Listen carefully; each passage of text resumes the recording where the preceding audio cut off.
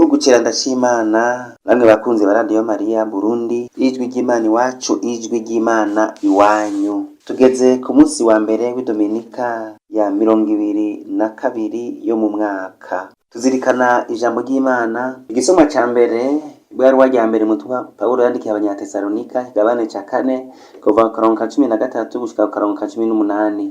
Inkuru nziza niyanditswe na Luka, ikigabane ca 4 akarongo ka 16 gushika ku karongo ka 30. Izaburi ni Izaburi ya 96.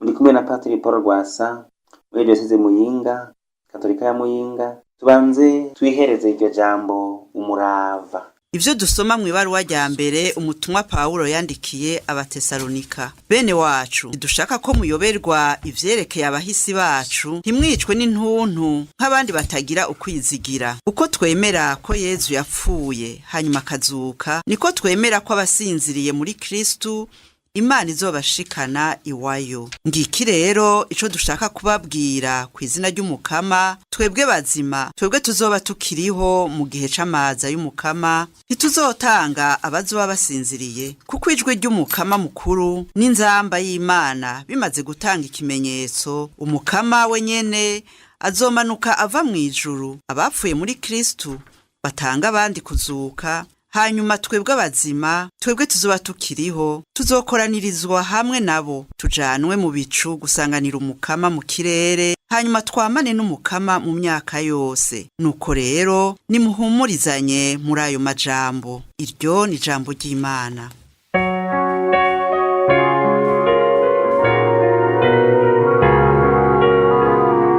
Umukama ariko araza gucira urubanza isi. Umukama ariko araza gucira urubanza isi. Vyinira umukama akavyino gashasha, mwiganire abapagani ko ari waninahaye, mumenyeshe intara zose ivyiza vy'agatangaza yakoze. Umukama ariko araza gucira urubanza isi. Umukama ni kamiranzovu, akwiye kuninahazwa, ariganje, ntabangabanganwa n'ivyiyita Imana iyo biva bikagera. Ivyiyita Imana vyose vyo mu ntara n'ubusa. Umukama ariko araza gucira urubanza isi. Ijuru nirihimbarwe, isi nayo itarike, ikiyaga n'ivyo gitunze bitera kamo, imirima n'ivyamwa n'ibihimbarwe. Umukama ariko araza gucira urubanza isi. Ibiti vyo mw'idonzi binezerwe nuko bibonye umukama ariko araza, ashogomanga gucira urubanza isi. Umukama ariko araza gucira urubanza isi.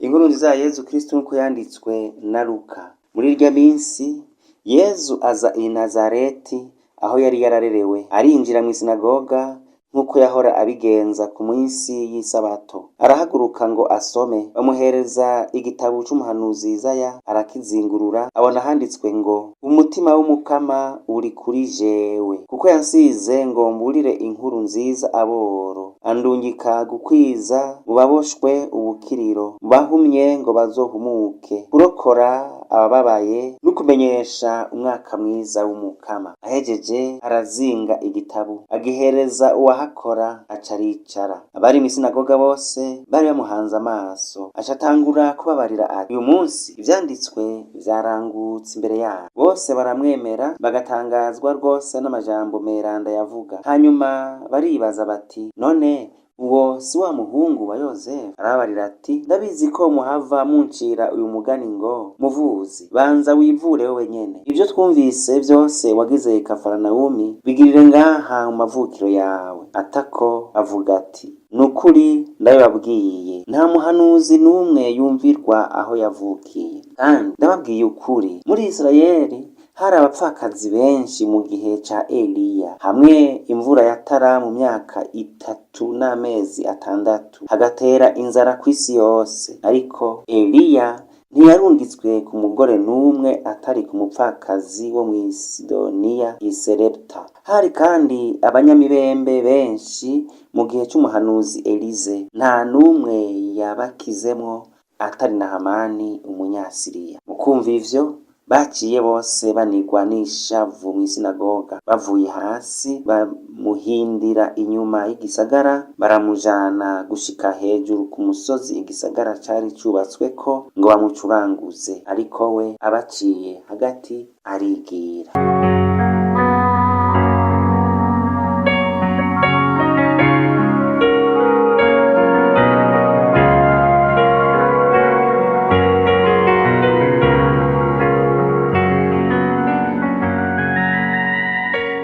Bavukanye, tuzirikane twisunga iki ciyumviro, ukubaho twiteze umukama gushika iryavuzwe n'umukama rirangutse. Niyo abahanuzi bose bagiye bakurakuranwa bahimiriza mu gihugu c'Isirayeli, no mu gihe ca Eliya ca Elize nyene kwari uko. Mugabo bigatangaza kubona ingene Imana igirira ivyiza n'abakavantara batari mu mutigiro wa bene Isirayeli, hamwe wogira ngo ni twebwe ibyiza vy'Imana vyari bigenewe ubwa mbere. Ihibambewe hari abandi bagiye barabigabana kuko bagamburutse ijwi ry'umuhanuzi, kuko baciye bugufi bakagamburuka ido n'ido ico umuhanuzi abategetse. Nibi twumvise kuri wa mupfakazi w'i Sarepta, nibi twumvise kuri Namani yemeye guca bugufi akaja kwiyuhagira ncurindwi akabona gukira imibembe yiwe. Ugamburukira rero ido n'ido ijwi ry'umuhanuzi, ijwi ry'umukama, ico umukama avuze bituzanira akarusho n'urukiza, kandi si twebwe gusa nabo tuba turi kumwe dusangiye ubuzima n'umubano bakaronkera akoyoko. Ukubaho twiteze umukama gushika ivyavuzwe n'umukama vyose birangutse. Aho Yezu yari yararerewe twumvise ko umwitwariko wo kubaho biteze umukama utari ukiri wose no mw'isinagoga nyene. Kanatsinda tumaze imisi twumva ibisomwa aho anegura cane inyifato y'abanditsi n'abafarizayo biyorobetse, bafise imfunguruzo z'ubwami bw'ijuru ariko ntibugurure bo nyene ubwabo ntibinjire, kandi n'abashaka kwinjirira ntibabugururire ngo binjirire. Ubwiyorobetsi. Yezu ati uyu munsi birarangutse hagati yanyu, mumwitega canke mutamwitega. Uwarungitswe n'umukama kubura inkuru nziza aboro yabashwayemwo, ari hagati yanyu. Uwasizwe na se atenga imitima yatuntuye yashitse. Ntimuzotangare rero bakavantara babaronkanye urukiza, namwe mwibwira ngo mwaraba mbere babigenewe, mwarabo mu nzu. Erega ababwiye uko bari bamwirengeje habuze gato, ariko abaciye hagati arigira, kuko ukuri guca mu ziko ntigushe. Pawulo mweranda mu kwandikira Abanyatesalonika ivyo bahimiriza cane kwari ukubaho biteze umukama, ihindukira ry'umukama, gushika naho barondera kumenya none hagati y'abapfuye na twebwe tuzoba tukiriho niyaza bizogenda gute. Pawulo ati ntirushaka ko muyoberwa bene wacu ivyerekeye abahisi bacu. Twasangiye ingendo, umwizero y'ukubaho twiteze umukama, kandi ntituzobatanga kumusanganira canke ngo bavire mwaho. Ihibambewe twese hamwe n'abasinziriye muri Kristu, Imana izodushikana iwayo atavyo gutanguranwa n'ukwita imbere. Mw'ayandi majambo tekana. Ageze ati ijwi y'umumarayika mukuru n'inzamba y'Imana bimaze gutanga ikimenyetso, umukama wenyene azomanuka ava mw'ijuru, aheze abapfuye muri Kristu batange abandi kuzuka, hanyuma twemi duheze tujanwe kumusanganira mu bicu vy'ijuru. Tuzokoranira hamwe nabo, tujanwe mu bicu gusanganira umukama mu kirere, hanyuma twamane nawe imyaka yose. Twokwishura nk'aya nyigisho ya Tomasi w'Akwino mweranda avuga ku vyerekeye ingene umukate w'ingano uhinduka umubiri wa Kristu, n'ingene umuvinyu w'imizabibu uhinduka amaraso ya Kristu. Agira ati ntituzi ingene bizogenda, ntituzi ingene bigenda, mugabo ububizi n'ubikora dupfe kuvyemera gusa, nta mpari y'ibihuza. Mw'ayandi majambo, erega nuba ari ubu uwo twiteze ari kumwe natwe bidusezeraniye. ntitugendana nawe, ntaba muri twebwe, ukaba muri we, ntitumwakira mu ijambo ryiwe no masakaramento, none tubayeho tumwiteze umunsi ku munsi, ijoro ku rindi, twotangazwa n'iki twumvise ko azogaruka kutujana? Egaze batoya biwe basanzwe bari kumwe nawe, hazobihinduka gusa mu buryo bwo kubana nawe, kumubona imbona nkubone muri nahazo bw'ijuru, mu gihe aya mango tubaho tumubona ku munsi mu ntambuko z'ubuzima bwa minsi yose, igihe tumukundiye avukanye twiroreshejwe. Muri iki kiringo abavyeyi n'abana bahagaritse umutima, baturujwe no kutabona ingene bazovyifatamwo vyerekeye gutangura umwaka w'ishure. Vyokunda ko ivyo bihe abavyeyi n'abana babibamwo biteze umukama, babanye nawe, basuditse nawe.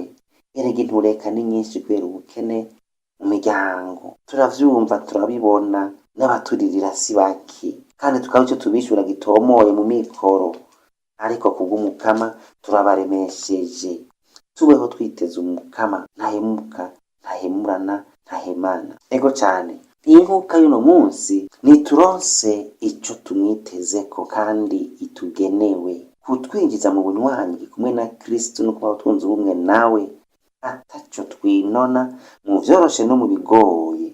Muze rero tumwizigitirireko muri iyi minsi, tugire amanevene y'urutavanako, ibisabisho vy'iminsi 9 n'ibindi by'ubwoko bwinshi bitavanako. Tumwizigitirireko gushika adushikanye aho ashaka kandi yatugeneye, ko uyu mwaka abamukundiye bose, abazomukundira bose, abateze intambwe no ku ntebe y'ishure nyene no mu miryango nyene. Ntidupfe ntidupfapfane kuko ari muzima, tumusenge mukuri no mu rukundo, kandi ntitugire umwina w'amaronko ngo tundere vyinshi vy'umurengera, umwana asibe kw'ishure yijinga kugira ngo yaronse ikaye 1 canke 3. Reka hariho bikeyi vya ngombwa, turamutse tubironse tugende kw'ishure, umukama azoduhezagirira ku kivi.